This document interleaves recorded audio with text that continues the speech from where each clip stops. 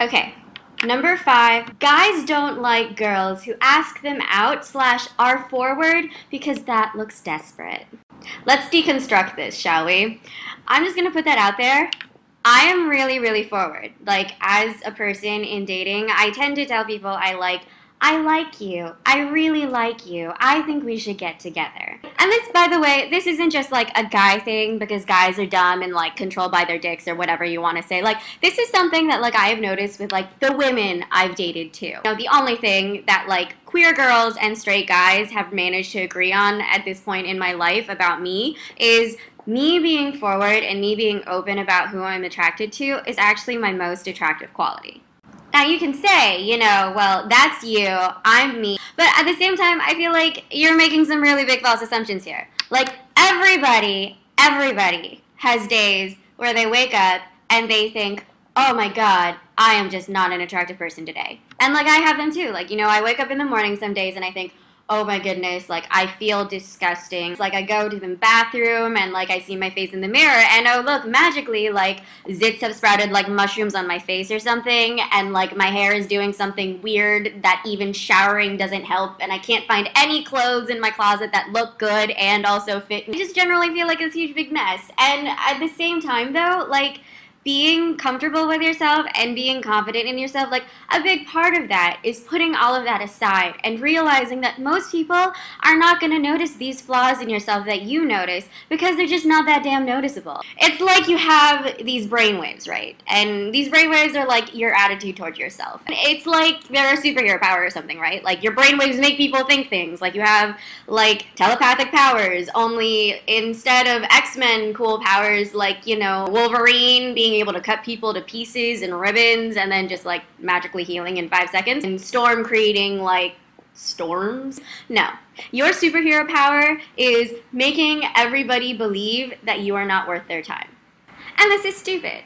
Like, you just, no, you are worth their time. You know what? Because you're fucking awesome. Because clearly, like, I mean, you have amazing things. Like, maybe you're really smart. Maybe, like, you're really good at playing something. Maybe you have all these ridiculous talents which nobody knows about because you just don't feel confident enough to put them out there. But then, like, if you go up to a guy or a girl or whatever your preference is, I don't know, and you're like, hi, you and me, we should get together. This is why. Because I'm fucking awesome. That's really cool. And people are going to be like, you know what, you're right. You know why you're right? Because I'm more willing to believe what you think about yourself than what other people say about you. Because clearly, you are the best authority on the issue. Myth number 4. If you lost 15 pounds while simultaneously growing a cup size, you will become magically popular. This is just like an offshoot of the whole, I'm not pretty enough for people to like me. That's bullshit. In high school, a lot of the really unpopular girls were actually like some of the most attractive when I thought about it. And actually a lot of like the really popular girls, like, they had some body flaws. Like, there was one in particular that I know, like, had really bad skin. You know, some girls like had, you know, not the best hair. And meanwhile, you know, there's the unpopular chick. And it's like almost a cliche, right? Because you see movies, you know, like, the really unpopular girl becomes magically popular at prom because she takes off her glasses or whatever. But the problem is that if you don't think you're pretty and if you don't act like other people should take you into account and think that you're a valuable person, then most people aren't going to think you're a valuable person. Because the way you present yourself to the world is how the world is going to see you.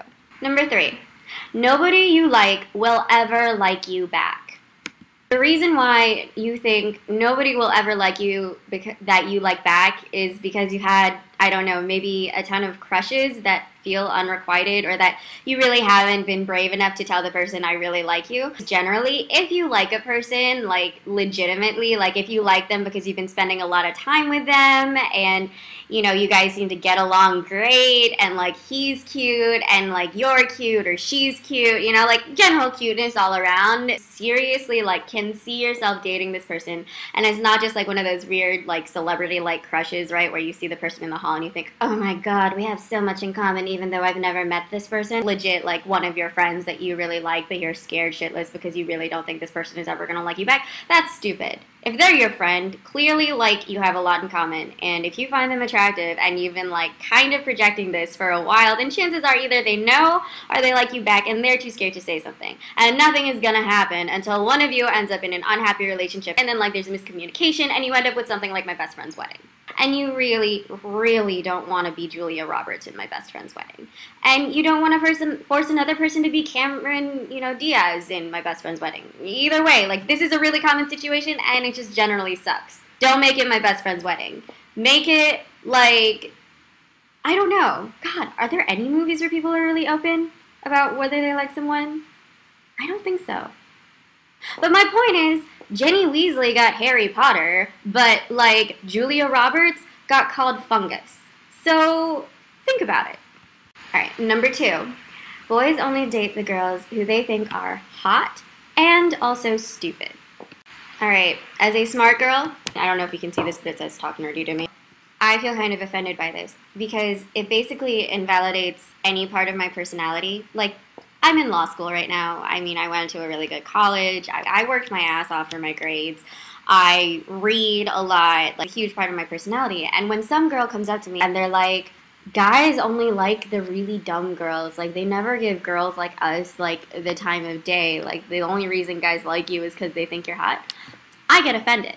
I have been in a relationship with my boyfriend for over 2 years now. And, my boyfriend is also intelligent, and saying, like, guys, like, no matter how smart they are, like, the only thing they care about is boobs and pussy, like, that pisses me off. Because I have a lot of guy friends, too.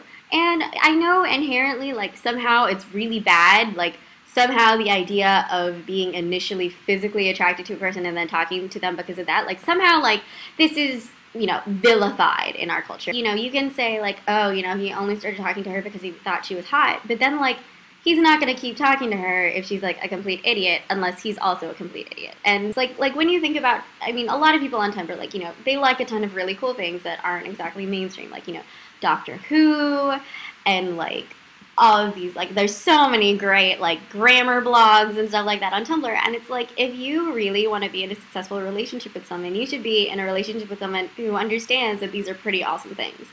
And if they don't, then they're not worth your time. If you actually meet someone, like, you will be able to meet someone who appreciates you who you are. And I've talked to a lot of boys about this, especially now, like, later, like, a lot of the conversations I have with guys is about dating, because a lot of them come to me for advice for some reason. A lot of times they say, like, I don't want just, like, some hot chick. Like, that's not at all. Like, if I want to be in a relationship with a girl, like, I want to be able to have a conversation with her. But, like, there's also nothing wrong about needing to be sexually attracted to someone. And a lot of times, sexual attraction, like, a big factor of that is physical attraction. And that's not bad. Like, if you don't find a person physically attractive, like, a lot of times it can be a huge strain. Like, you don't want to be in a relationship with someone who doesn't find you attractive. And in the meantime, like, just find someone who does, like, and that's really easy because, quite frankly, like, everybody likes something different, and, like, if you are unique and if you are open about who you are, like, chances are someone's gonna think you're awesome. You need to just think about what these girls are doing other than just, like, looking hot and stupid, and then you'll see, actually, these girls are just, being receptive and open and forward and clear about what they want and what they don't want. So yeah, myth number 1. This is the one that I see the most often, and it's the one that pisses me off the most. Having a significant other will make your life worthwhile and awesome. Let's talk about how delusional this one is. Here's the thing. If you end up dating someone, and it can go 2 ways or 3 ways. You can date them for a really long time because it just seems to work and nothing's, like, actually wrong with it, but you can kind of tell that you guys aren't perfect. Number 2, you guys are perfect, you guys mesh really well, you end up dating for a long time, and maybe eventually end up getting married if that's your thing. And number 3, it ends up being really chaotic and lasts for either a lot of short periods of time, as in you guys break up a lot, or you end up breaking up immediately, and that's that, and you end up in a funk because it was so bad, and being in a bad relationship, like, really, really sucks and can affect your morality and your brain in ways that, like, can only be cured sometimes by gratuitous amounts of drinking. Even if you take, like, the most optimistic one, where you end up, like, living happily ever after in the land of candy and rainbows and flowers and things like magic exist and you ride to work every day on a unicorn. Your life's not going to be awesome like that just because of someone else telling you that they love you. As long as your self-worth is tied into the affections of other people, you're never going to be happy. You should never give anyone that much power over yourself. I've been in terrible, terrible relationships. I've been in abusive ones. I have been in ones like that were really codependent and awful. I have been in ones that lasted for like 2 weeks and then we both like kind of simultaneously broke up with each other without realizing the other one was breaking up with, us, and then we both got really pissed off. Like ridiculous drama. I'm finally in a stable relationship right now, and it's awesome. And part of the reason why it works is because both of us are secure in ourselves.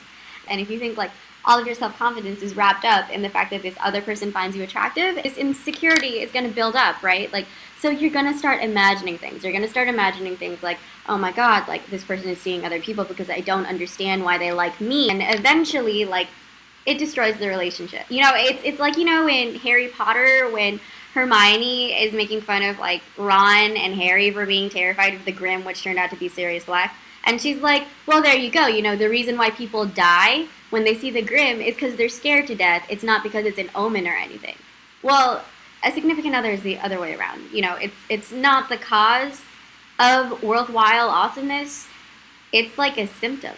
It's like, yeah, my life is good. And, not everybody needs a significant other to make themselves happy. Like, I know a lot of people who are perfectly happy single, and they're like, maybe eventually, like, I will want to settle down and have kids, or, maybe eventually, like, I will want, a partner in life. But right now I don't, and I don't really need that, and that's awesome. The bottom line is, you don't need someone else to prove that you are happy. And I feel like ultimately that's the lesson that I want to say to everyone on Tumblr and on the internet and all of these unhappy girls I see sending in messages to things like life confessions and post secret. What makes you beautiful is you looking inside yourself and realizing that you're an awesome person. And I just want you to know that you are awesome. And I hope you enjoyed this video. See you later.